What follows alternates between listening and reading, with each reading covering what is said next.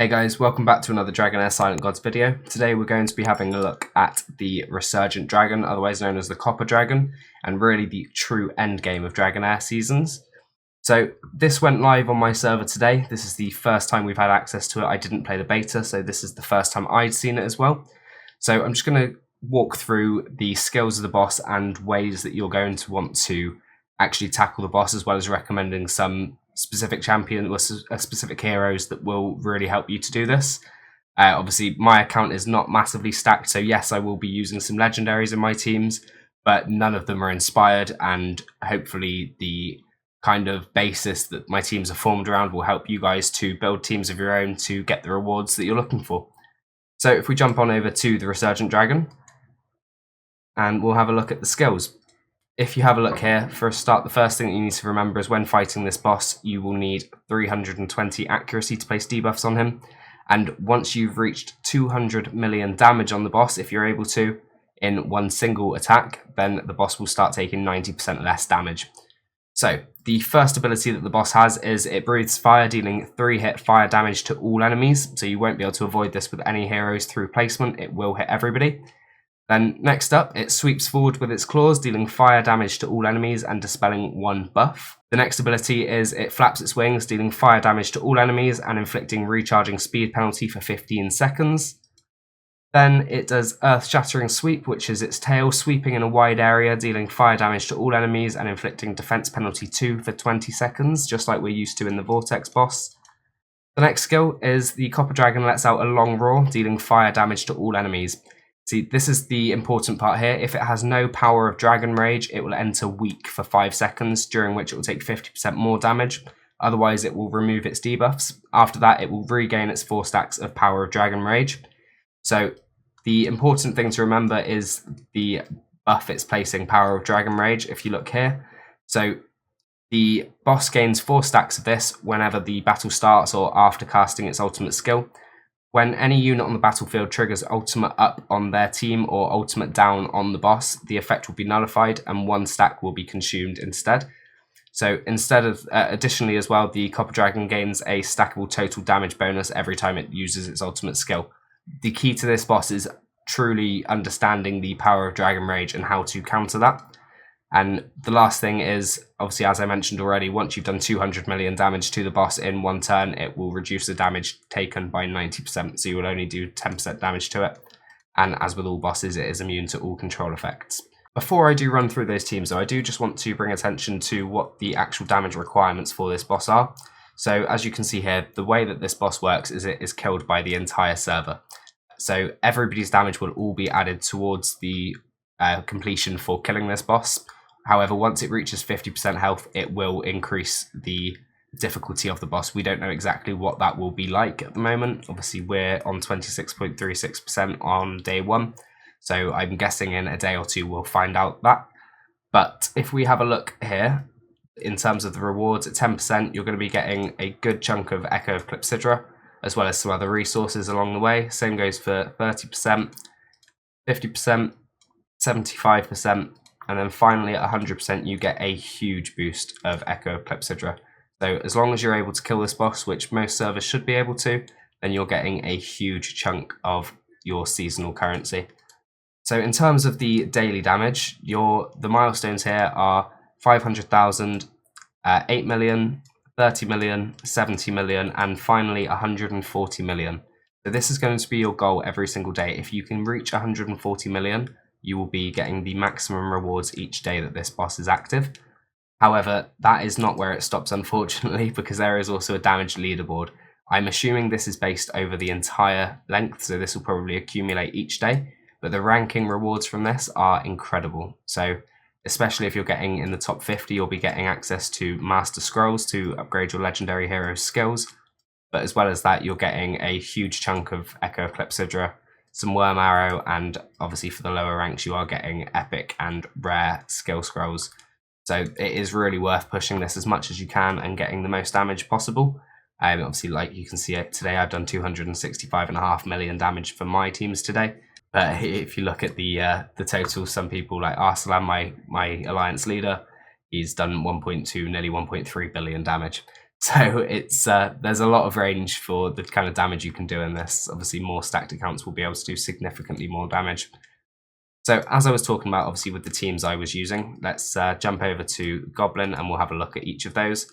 So the first team I tried out was a Radiance and Lightning team. So I wanted to use my Dauntless Legendaries and my Dauntless Damage Dealers, but I also needed to make sure that I was covering all of the necessary roles in the fight too. So if we have a look here, if we quickly equip these, and do you know what, we'll equip their gear as well. So my tank, I had Sagamir, and the reason I used Sagamir is I wanted the attack penalty, because I need that to go out before the boss's ultimate skill just to reduce the damage he's doing. But this is the key to this. So this team, obviously, you do need to have turn meter manipulation in your teams. So my Sagamir here, every 12 seconds, is boosting the ultimate energy of one of my team. So with that skill, he is able to completely control the boss's buffs on his own. So that's his main role here, as well as being the attack down hero. I've got my Jillian here. She is obviously there to keep my team alive, but she's also going to be removing the debuffs. So she's specifically removing the defense penalty placed by the boss. Obviously, she does only remove one from each, so sometimes she'll leave that and remove the speed penalty, but she is purely there for dispelling the debuffs and keeping my team alive. My damage dealers are just there to deal damage. But if you have a look here, there are some very important artifacts that I've got used in these teams. So I'm using the Ancestor's Candle. And the reason for that is whenever the battle skill is launched, the recharge time will be reduced by 10%. So that is obviously making a big impact on the amount of skills I'm able to use. So this specifically is incredibly good on heroes who do turn meter control on their battle skill. And you'll see that in some of my other teams, I am using them there as well. And it just allows me to make sure those stacks on the boss are being dealt with efficiently. I've also got, maybe not in this team actually. No, so there is another artifact that is incredibly good for this fight, which I'm using in most of my other teams. But this team here does around 50 to 60 million damage. I've tested it a few times. I obviously, like I said, I have recorded videos for each of these teams separately as well. So the next team I'm going to look at is my Fire team. So this one I'm using a hero who is incredibly strong for this, and that is the rare Thea. So if you don't have the the wild legendary Felicity, who boosts her turn meter every time there's a critical hit, you are going to be looking for an option in the fire element who can control the buffs on the boss. And Thea is an amazing option. So I've got her built with accuracy. She's being my crown user for this fight. But this is what she's all about. Her passive skill is every time there is a successful wild check by an ally, she recharges her ultimate skill by 5%. So all you need for each rotation of the boss is 4 successful wild checks, and the boss will not have his buffs up for his ultimate skill. So Thea makes this incredibly easy. After that, I've got my Vikuk, who is going to be cleansing the debuffs, as well as also helping with attack penalty. And he's using this artifact here, which boosts his ultimate energy by 10% after using his ultimate skill. So this will also take an extra stack off the boss if it's got any left. Then I've got my Frobath, who's simply there to help healing, because Vikuk isn't the best healer. He also is here for my attack penalty. And then I've got 2 wild damage dealers, so I've got Rash and I've got Tolonen, and they are literally just here for dealing damage. So the next team I used is my Ice team, and this one also revolves around a few heroes who are going to be controlling the buffs on the boss. So if we have a look here, first of all, I've got Vinyara. So Vinyara is going to be my attack penalty. So with her ultimate skill, she deals attack penalty for 10 seconds, but she also reduces the ultimate energy by 100% on the boss, which takes care of 1 stack. The artifact she's in takes care of another stack every time she uses her ultimate skill. Then we've got Drist, who is just there for damage. We've got Oster, who initially was just there for damage. I completely overlooked his passive skill, because whenever he's attacking an enemy with Frost, he will fire another 2 fire arrows at 2 enemies inflicted with Frost. Each of those will deal Frost damage and also increase his ultimate energy by 2.5%. So as long as you've got Frost out on the target with Oster in your team, you are going to take care of all of the buffs. He is never going to let those buffs be active. I've then got Hockadir, who is there for my defense penalty, but also as my Frost enabler. So he is literally just going to be spamming Frost on the targets at all times, making sure that that's never down. And lastly, I've got Megan. So Megan is my healer in this team. She's obviously going to remove the defense penalties with her passive, but also the ultimate skill is going to help keep everybody alive. But the main reason I chose Megan is the battle skill. As I say, I overlooked Oster. I completely forgot about his passive skill when I picked him. But Megan's battle skill does recharge the ultimate energy of an ally by 25%, and that's every 9.4 seconds with my build. Obviously, that is then reduced further by using the Ancestor's Candle, as she'll get 10% less recharge time when using her battle skill. So all in all, this team will control the buffs being placed by the boss, and you'll be able to go into each ultimate without any buffs to worry about, leaving you only really to worry about surviving and dealing damage.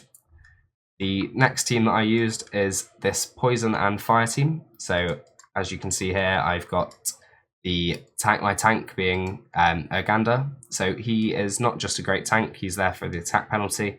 He also reduces the ultimate energy on his battle skill by 25%. So that's dealing with one stack. I've then got him in the Spiritual Incense Burner artifact to reduce it by another 10%, which obviously takes care of a second stack. Then I've also got Adolphus, who on his battle skill, he will increase the ultimate skill of an ally by 15%.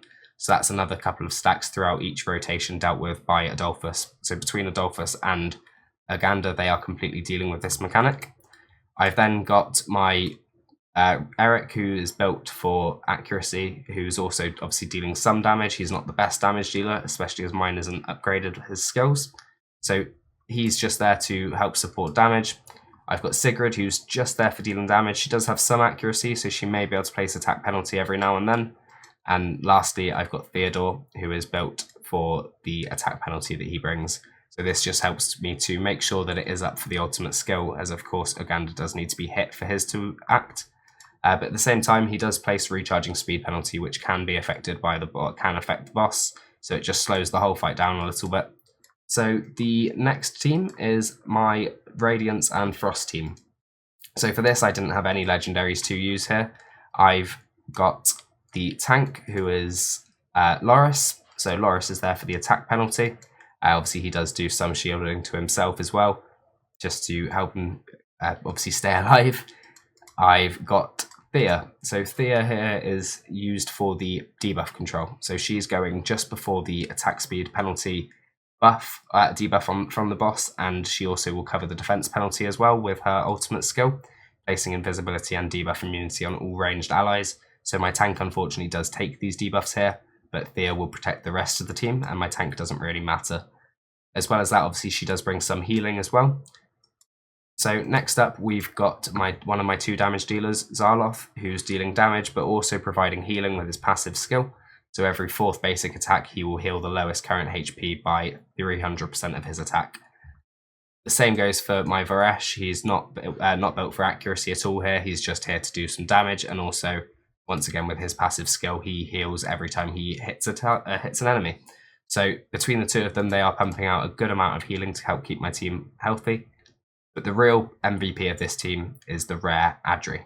So Adri will once again completely deal with these buffs on the boss by herself with her ultimate skill.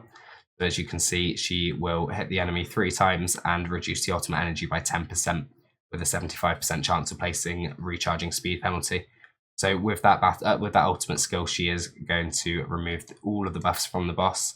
She also places accuracy penalty, which could help with some of the buffs that will debuffs that will go on my tank.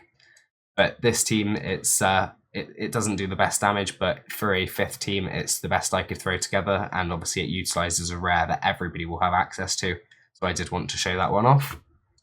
And the last team that I used is this one here. So my options for Radiance are very slim, but it does show, it does call out 2 very good heroes for this fight, well, 3 technically.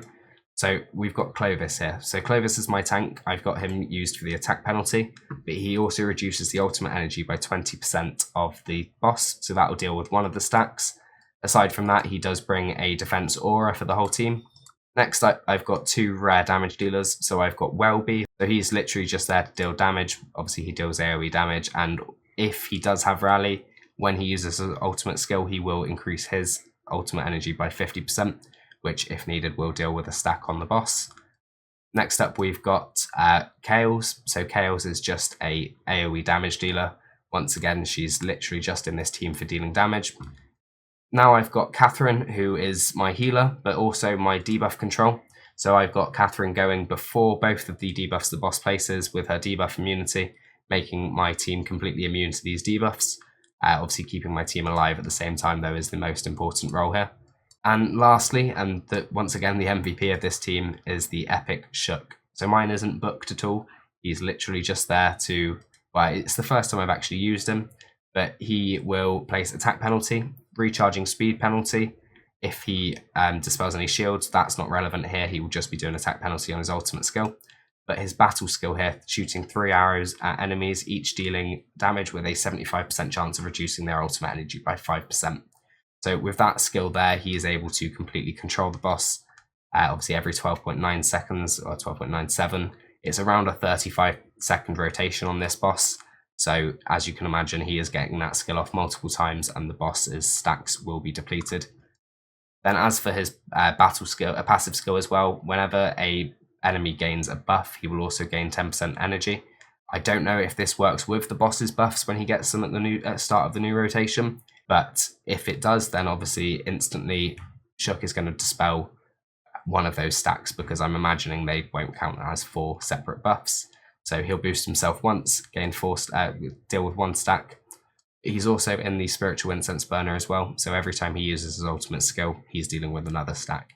So Shook is really the kind of bread and butter of this team. He is there to handle all of the buffs and allow the rest of the team to do what they're there for. So that's the teams I've used. Obviously, as I said, I will be doing a separate video on these teams just to show exactly how they work, the gear I'm using on them, and obviously show a little bit about the fight.